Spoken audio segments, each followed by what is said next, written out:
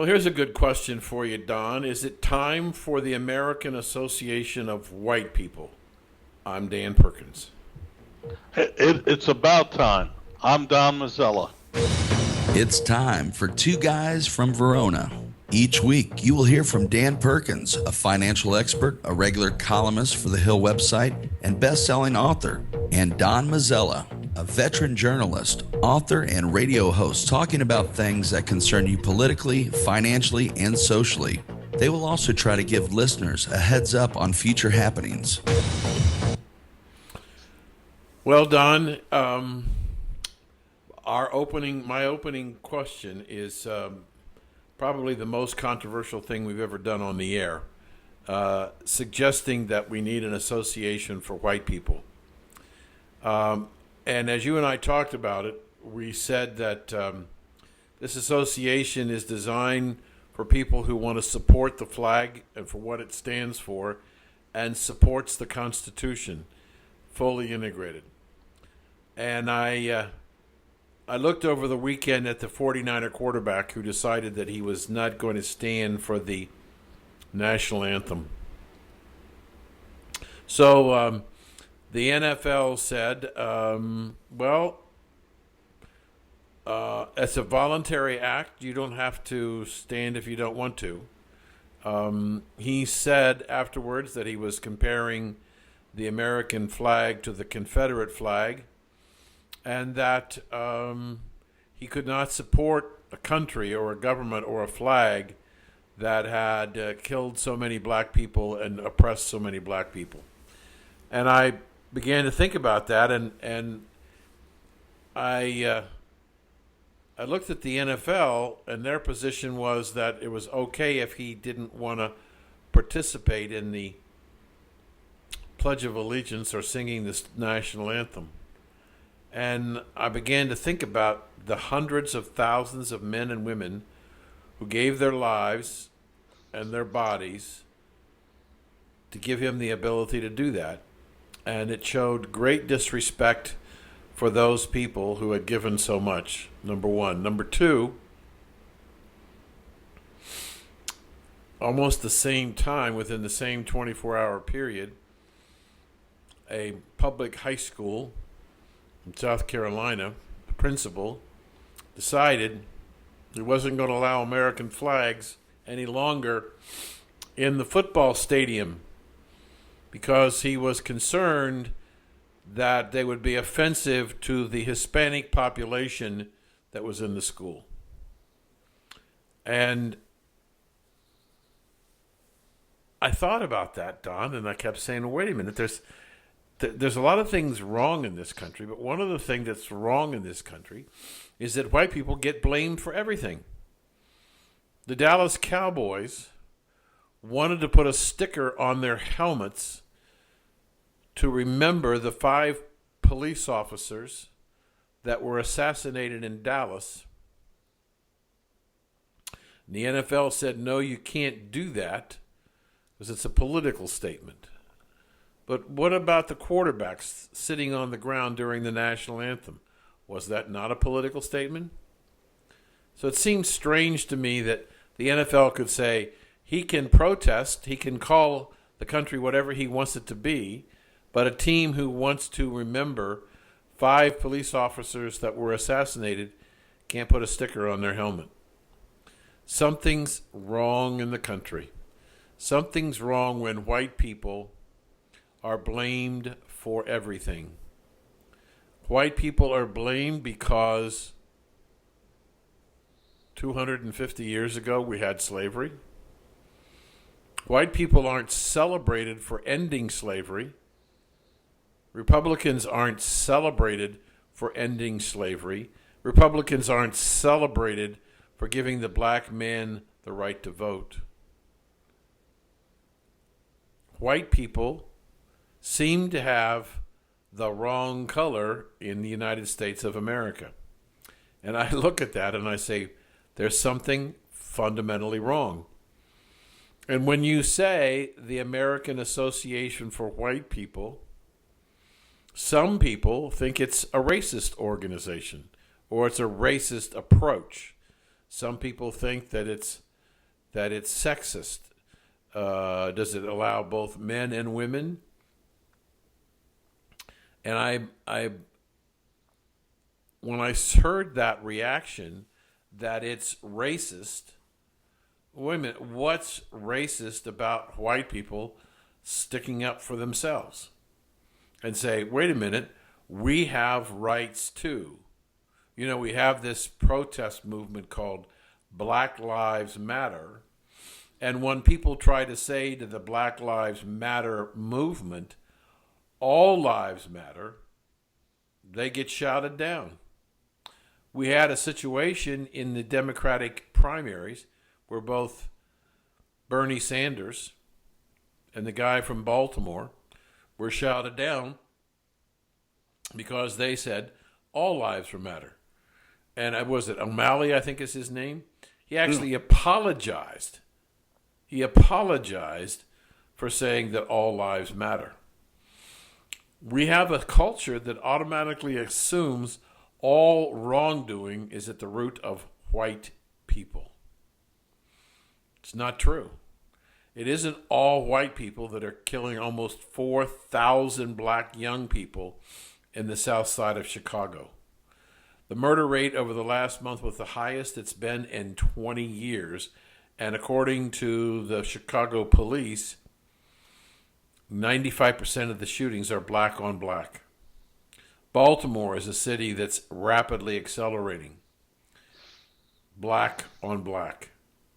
Yet when one white police officer shoots a black man, then it becomes Black Lives Matter and all hell breaks loose, that white people are inherently evil and bad. I suggest to you, Don, that there are white people that are bad, but guess what? There are blacks, there are Hispanics, there are Asians, there's Puerto Ricans that are also bad. And we don't get a fair shake just being two old white guys. I'm really concerned that we are paying a very dear price. And I think that's one of the things that Mr. Trump has brought to the table is a voice for people who are frustrated and feel that they're being persecuted and denigrated and diminished because they were born white. Don?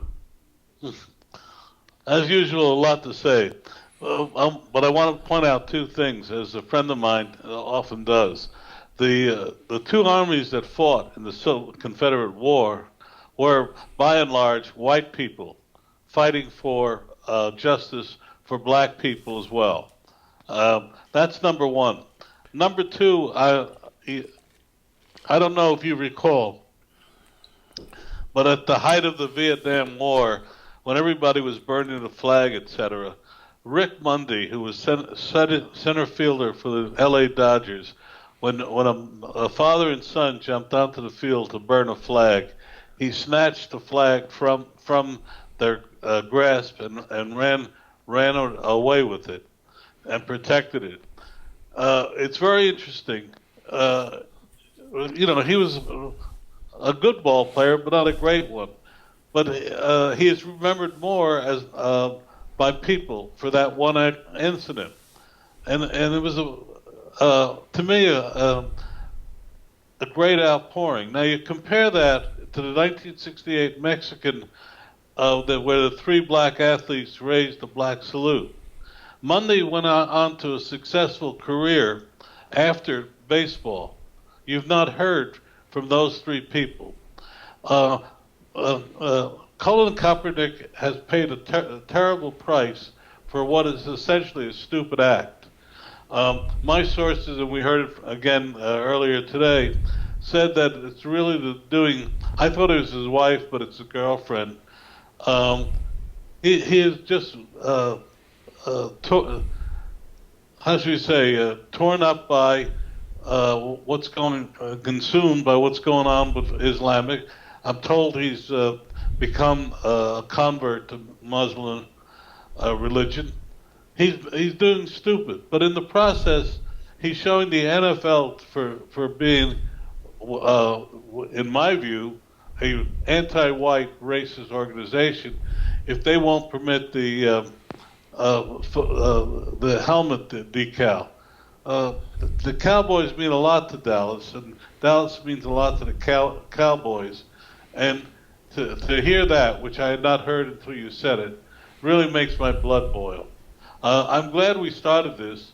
We may get lynched in the process, but I really do think it's a sad day when in order to be heard, you have to form a group. Yeah. There was a time when there was only one group, Americans. Right. Now we have it. Back to you. Well, we need to take a break here. Ladies and gentlemen, if you have an opinion on the American Association for White People, you can go to our website, twoguysfromverona.com. You can send us an email, or you can go to the website and express your opinion. So it's twoguysfromverona.com. This is Dan Perkins. And Don Mazzella. And we'll be right back after these messages. Welcome back. You're listening to Two Guys from Verona. Once again, here's your hosts, Dan Perkins and Don Mazzella.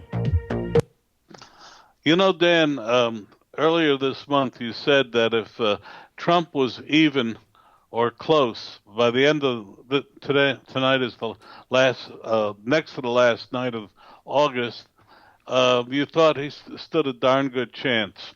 Well, I'm beginning to believe you because the polls are clearly indicating that Hillary has thrown the heavy artillery at her. The commercials that they're running against Trump that I've seen are, in my words, horrific.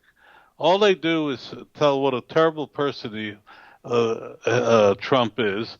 Doesn't talk about what she will do for the country, but rather what he will do for the country, which is a very interesting approach. They're trying to emulate Barry Goldwater and Lyndon Baines Johnson, but Johnson never said a word against Goldwater. It was just a commercial, the famous atomic bomb commercial. She's going right out there and saying that he's a wild man. He has no control, etc. It's a very interesting point, and the drumbeat of negative stories about him, even and I know you're going to discuss the foundation.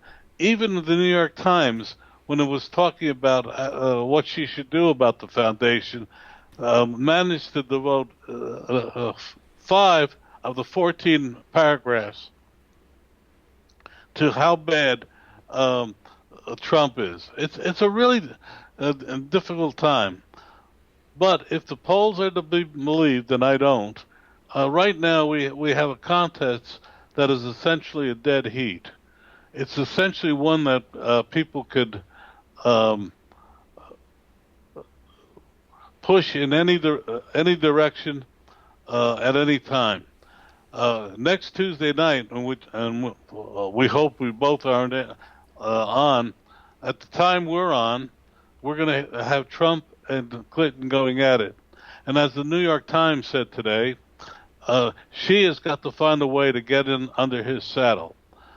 But in the meantime, he's going to walk into that conference meeting, even with her in the polls, and if the results that I've got this evening at 6 o'clock are to be true, actually leading her in key battleground states.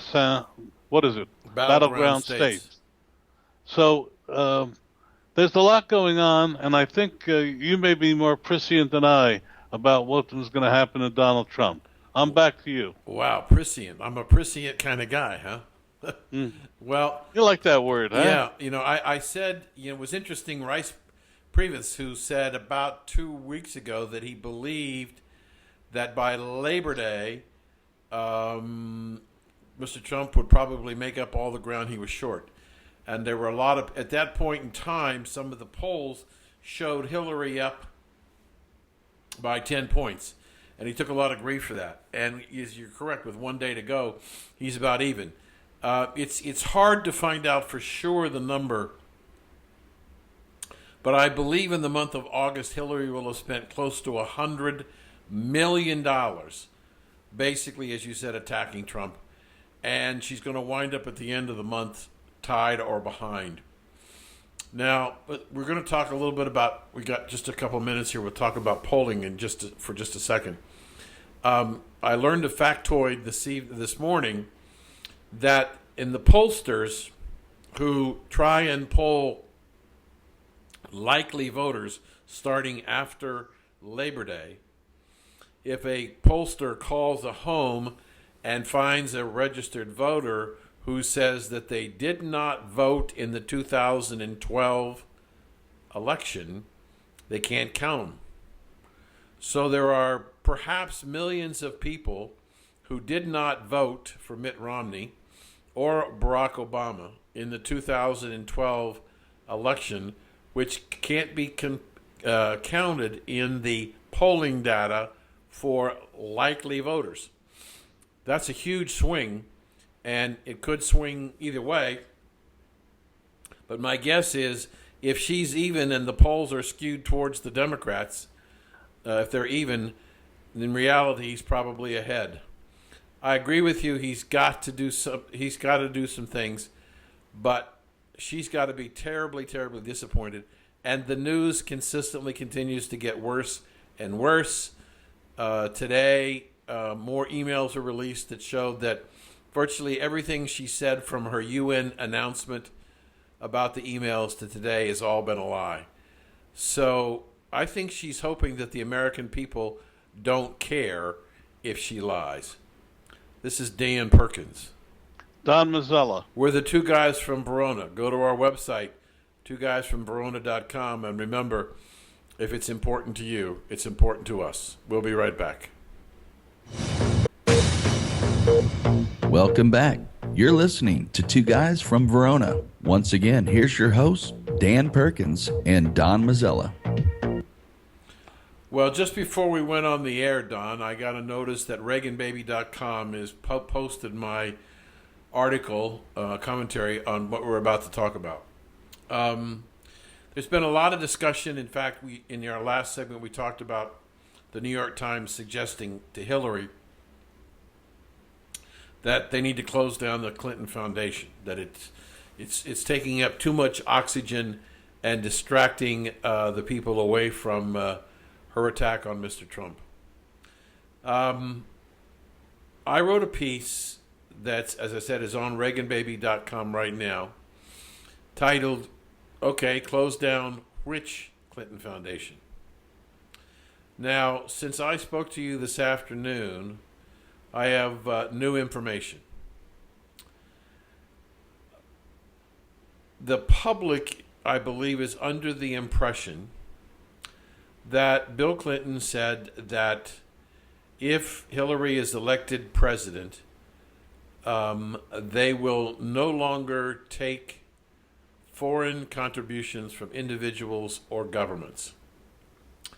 Now, the Boston Globe and USA Today and the New Yorker and a bunch of other organizations are saying, just close it down now. Well,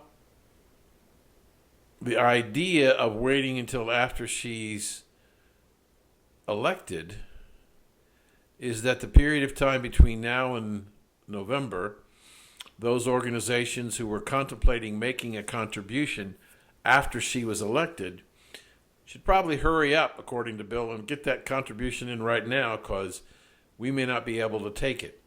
That was the image that was left out there. Well, come to find out this afternoon that they've decided that Chelsea is going to head the largest part of the Clinton Foundation, which is the Clinton Health Initiative. She's going to run it, and lo and behold, Don, they've decided that they're going to take foreign contributions into the Clinton Health Initiative. Now, in my article, I talk about the fact that there are a number of global Clinton foundations. There's the one here in New York. There's one in London. There's one in Sweden. There's one in Kenya. there's one in Canada, and there's one in Hong Kong.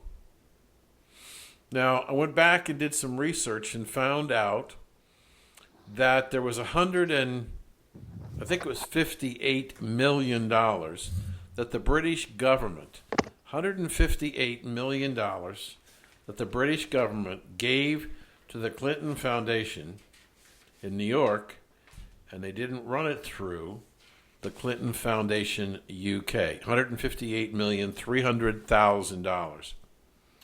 Now, on top of that, the Republic of Ireland, they gave $158 million. The British government gave 78. I stand corrected. $89 million.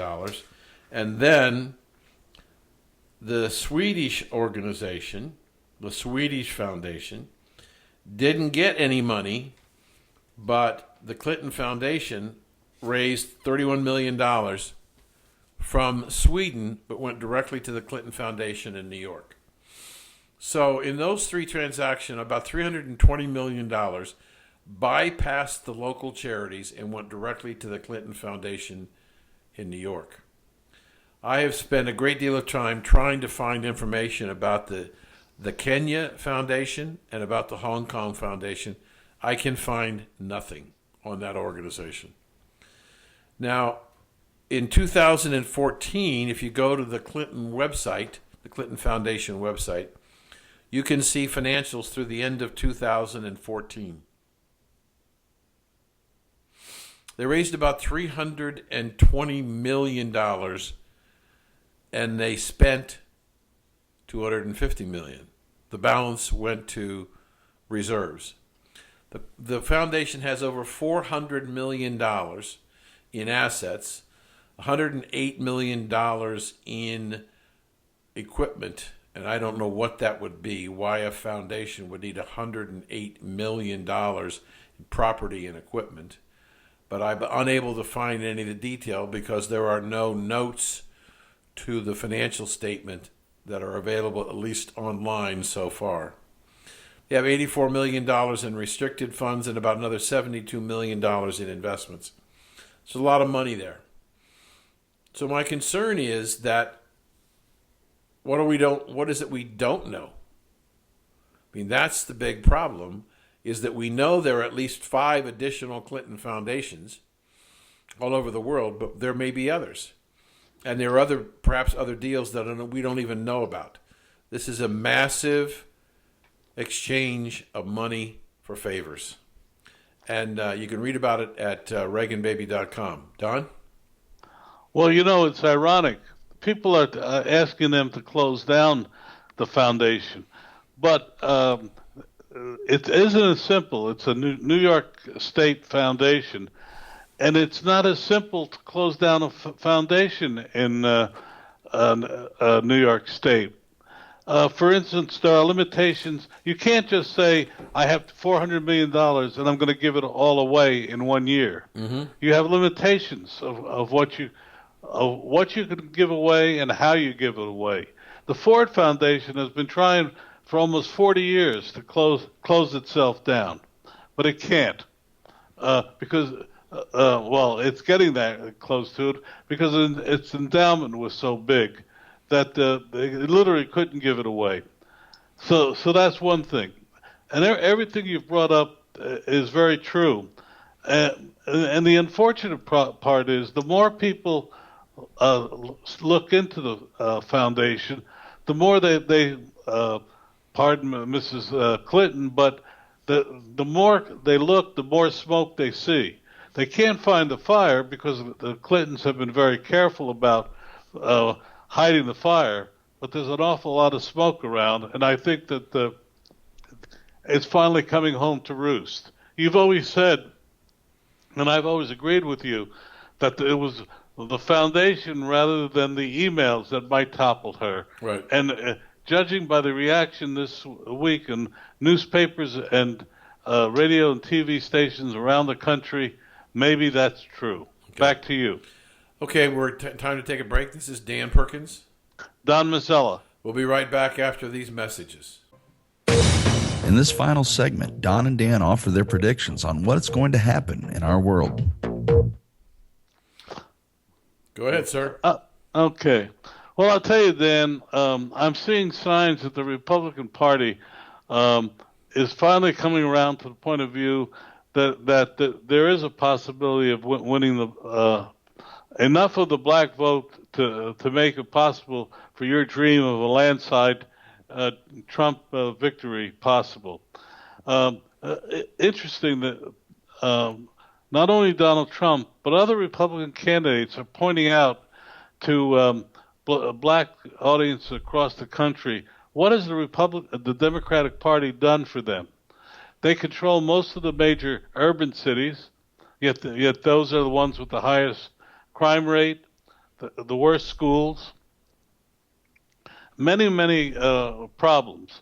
Yet it's interesting. In a new survey, when asked which are the best cities for blacks in the United States, 10 of them lie in the old Confederacy. It's very interesting. And Republicans are pointing it out. The Democrats have taken the black vote for granted, I think, one election too late. By the way, I've seen some polling numbers that show that Donald Trump is making progress because blacks understand that education is the key to upward mobility, and they ain't getting it from the Democratic Party, which is aligned with the teachers union. The sad part about it is, in their quest for more jobs and more power, the teachers union have forgotten what their main role was, which is to teach kids. It's sad. Then we go back up to Chicago, which you mentioned earlier, and we're seeing more and more violence. You can't live a good life when there's violence all around. We have an NBA player whose cousin is killed by a random bullet. Colin Kaepernick might be sitting on his butt for the American anthem, but my worry is who's getting up and stopping all of this violence, because it is violence and it doesn't help kids. Back to you. Well, Don, it's interesting. I listened to what you said, and I've written a lot about the war on poverty. We're spending $22 trillion and got nothing for it. You remember in the campaign for Mitt Romney, they discovered this tape where Mitt said in some kind of a private meeting that 48% of the people were on the public dole and probably not going to vote for him. And he took a tremendous amount of criticism for making that statement. And probably it was not appropriate for him to make that statement. But clearly there has been a situation for a number of elections where Republican candidates have, in effect, conceded the black vote to the Democratic Party. And because the Republicans have conceded the vote, the Democrats didn't have to work very hard for it, and the Republicans didn't work at all. And so what we have is a situation where now Mr. Trump, I thought it was a great, absolutely fabulous line when he said in a speech, "So what do you got to lose? What do you have to lose voting for me? You're not going to be any worse off. What do you have to lose? You might just get better." And the Democrats never responded to that. The Democrats, as you said, are not talking about what can be done. They're spending their money and their time and their energy on chastising and trying to destroy the reputation of Donald Trump. Now we have a situation where, as you pointed out, we have 15 of the 16 largest cities in the United States with a significant black population have been controlled by Democrats for almost 50 years.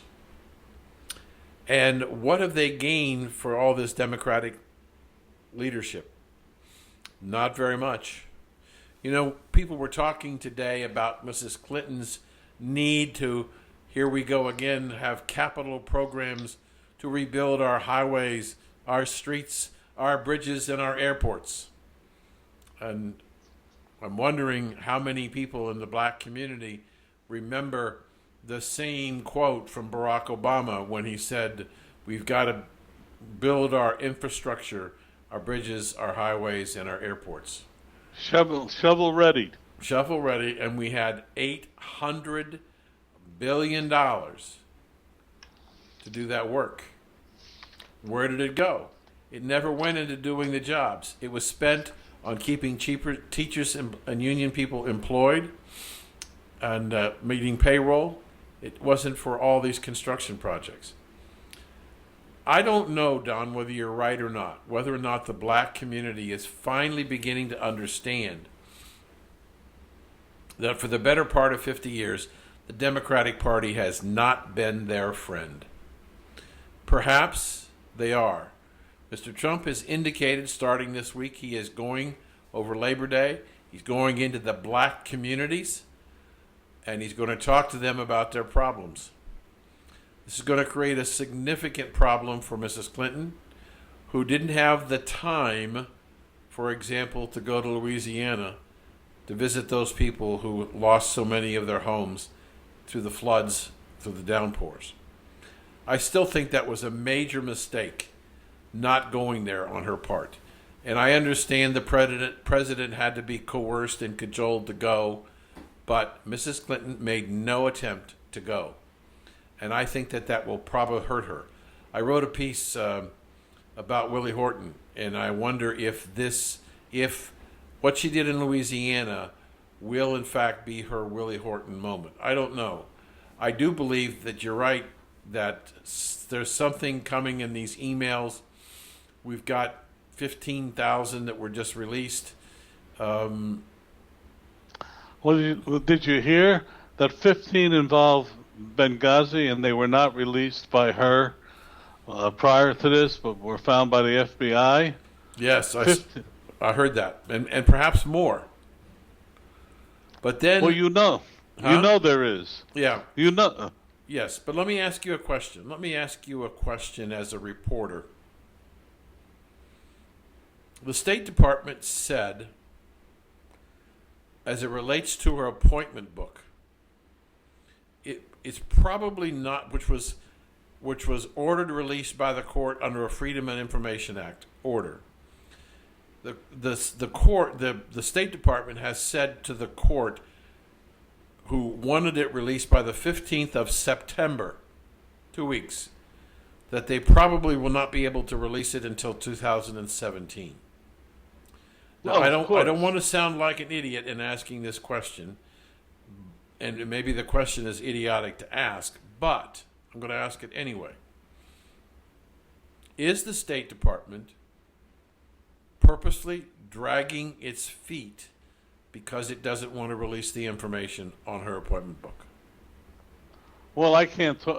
If you're asking me the question, I can't give you an answer. But if it looks like a duck, walks like a duck, and quacks like a duck, it must be a duck. Okay. And if you just look at they've been stonewalling for 2 years. Right. The various organizations. And if it wasn't for this courageous judge in Washington, who I've been told it happened to be by chance that he was picked to oversee all this, we would not be where we are today. And regardless of what happens, whether she wins or loses, by law, 50 years from now, they have to release all of the papers, and we'll know then. You and I won't be around, but we'll know then.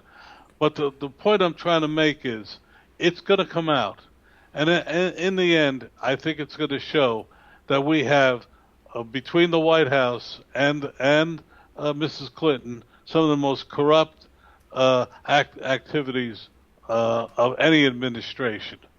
And just look at Obamacare. I was just going to go there. No, go ahead. Okay. I just wanted, since we've got about 5 minutes or a little less than 5 minutes till the end of the show, I wanted to address the issue because you and I talked about Obamacare, and I said to you that I believe, based on the fact that more and more companies are pulling out of the exchange, that this may in fact have been the shortest entitlement program in the history of this country. It is possible that it was passed by the president, or passed by the Congress, the partisan Congress in 2009, and perhaps after Mr. Obama leaves office, it may collapse in and on itself. Not if he can help it or his successor, because they'll pour millions of dollars. You probably haven't seen, but the Health and Human Services today released changes they want in the program, including more subsidies for the insurance companies to keep them in the program. They've asked for comment, and they're hoping to get it through a new rulemaking by the end of President Obama's term. How they're going to get it through the Congress is beyond me, but you're absolutely right. But I have to also quote you. Two schools of thought. One, that it was drawn up to fail, or two, it was drawn up by idiots who thought they could make the thing work. The second, either way, it's not very flattering. Right. The second one is a quote from Larry Kudlow in a show I heard last week, where he thought that the people who drew it up were not smart enough. I don't agree with Larry. I do believe that there was a perfect logic involved in designing this program. It was destined to fail because what Obama wanted, and he's hoping that if Hillary succeeds him, that it will be replaced by universal health care, single payer, funded by the government. And I have no idea the magnitude of what that will be in terms of what it will cost, except that it will be an unbelievable amount of money that could, in fact, bankrupt the nation.